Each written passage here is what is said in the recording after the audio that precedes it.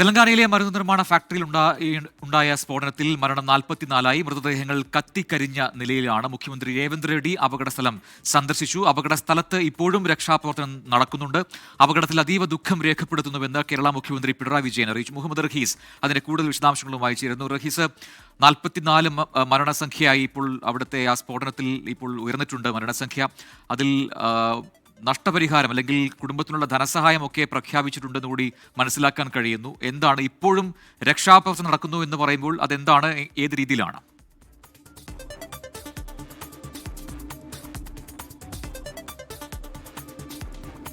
പ്രജിൻ 24 മണിക്കൂർ കഴിഞ്ഞു. പിന്നെയും അത് കുറേ സമയമായി. കാരണം ഇന്നലെ രാവിലെ തുടങ്ങിയ ഒരു രക്ഷാപ്രവർത്തനമാണ്.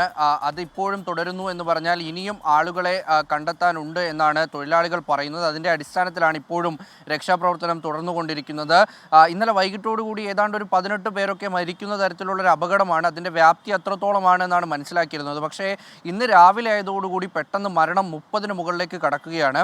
അതായത് ഇന്നലെ രാത്രി നടത്തിയ പരിശോധനയിൽ കത്തിക്കരിഞ്ഞ രീതിയിൽ ഒരുപാട് മൃതദേഹങ്ങൾ ഈ മരുന്ന് ഫാക്ടറിയിൽ നിന്നും കണ്ടെത്തിയിട്ടുണ്ട്. അപ്പോൾ അതിനുശേഷവും 29 പേരെ കണ്ടെത്താൻ